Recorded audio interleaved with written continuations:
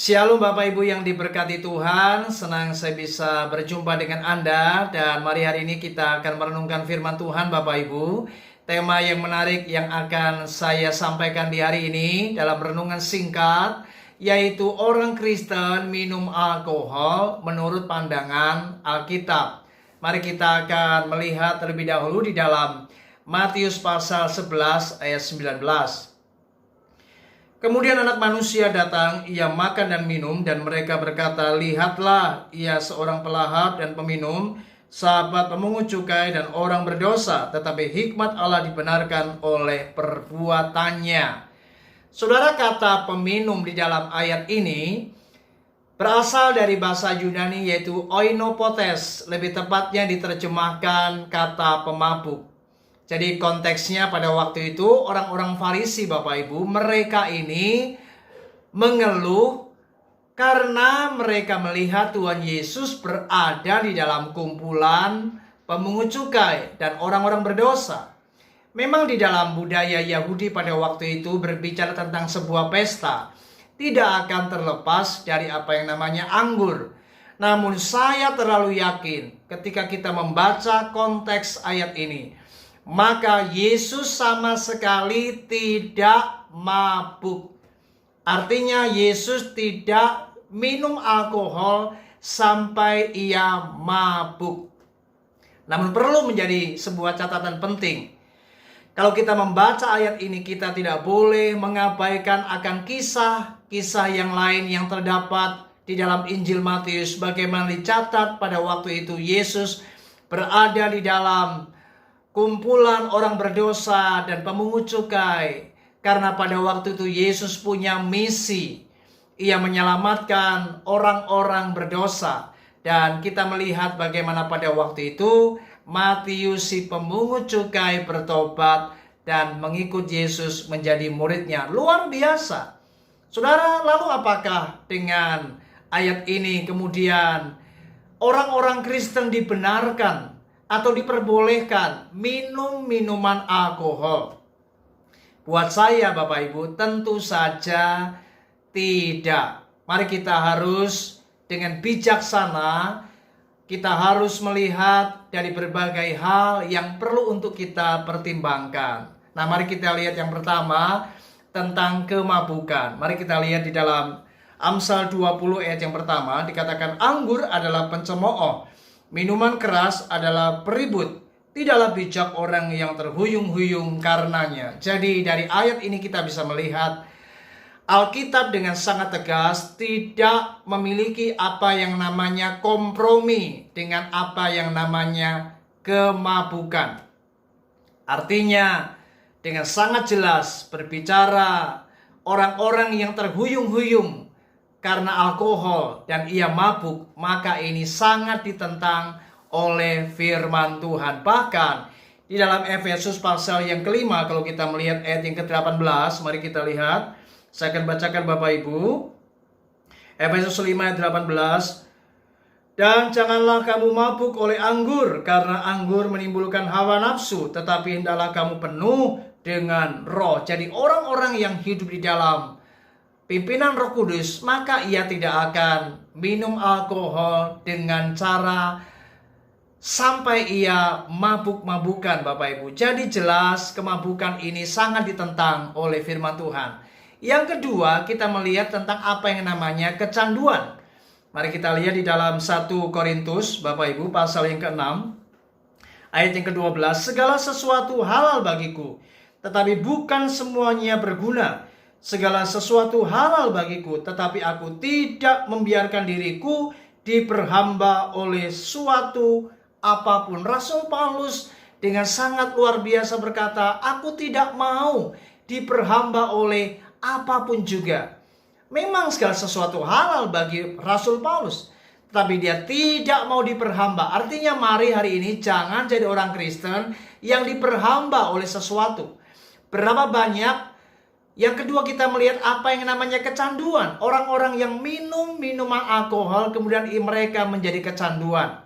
Mereka kemudian merasa tidak bahagia atau tidak nyaman kalau tidak minum alkohol. Sehingga setiap hari mereka kecanduan mereka menjadi adiktif, mereka tergantung dengan apa yang namanya alkohol, sehingga selalu saja setiap hari mereka ingin minum minuman alkohol. Nah, akhirnya mereka menjadi kecanduan. Saudara, ini jelas sangat tidak dibenarkan oleh firman Tuhan. Karena ketika kita kemudian menjadi orang-orang yang kecanduan alkohol, maka kita tanpa sadar kita sudah diperbudak, diperhamba oleh sesuatu, yaitu minuman keras yang menjadi kesenangan kita. Nah, ini yang perlu untuk diwaspadai Bapak Ibu.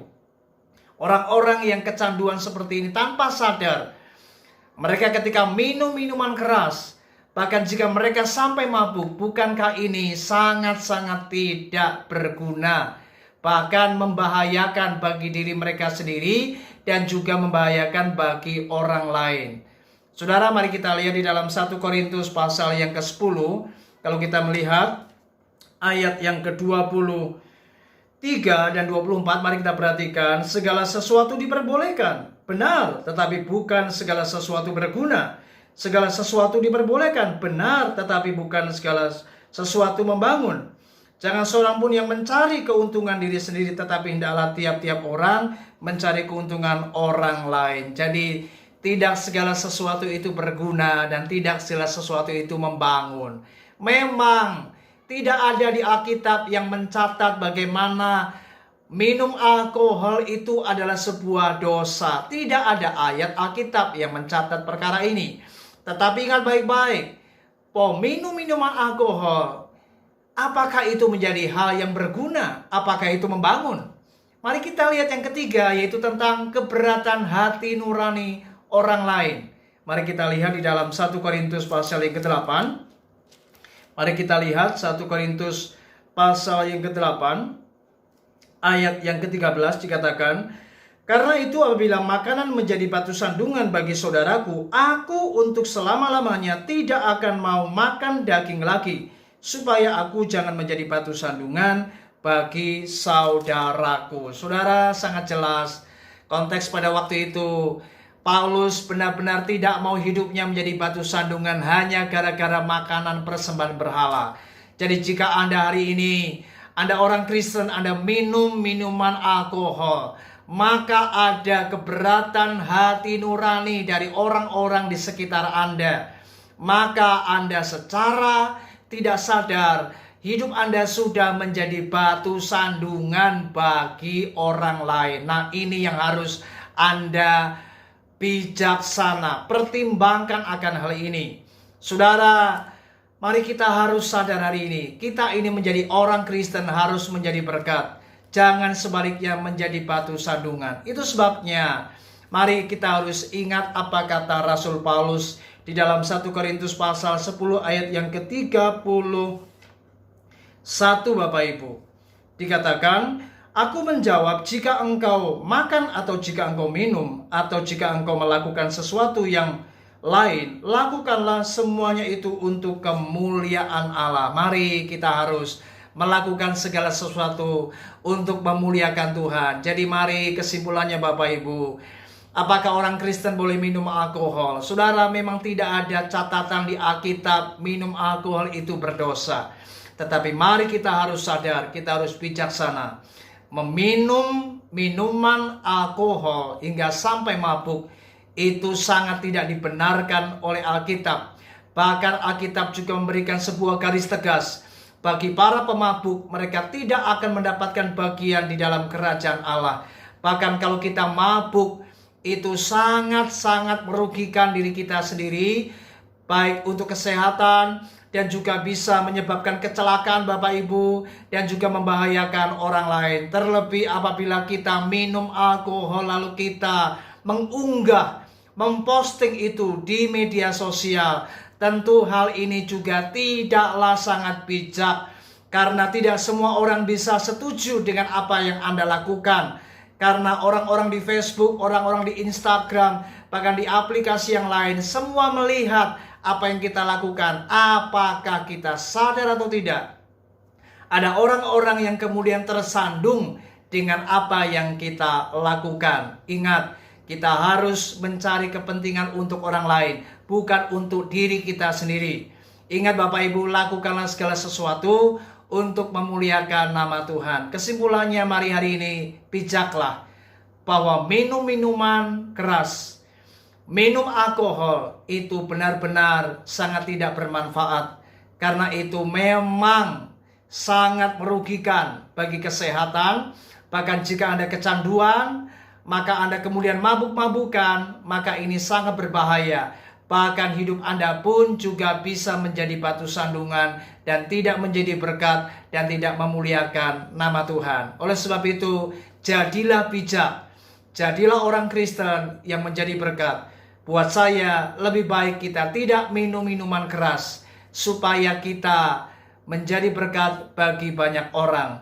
Karena ingat baik-baik, orang-orang yang mabuk tidak akan mendapatkan bagian di dalam kerajaan Tuhan. Puji Tuhan, kiranya renungan ini menyadarkan kita dan memberikan pencerahan agar kita hari ini sadar bahwa menjadi orang Kristen, kita harus menjadi berkat. Puji Tuhan, Tuhan Yesus memberkati kita. Shalom.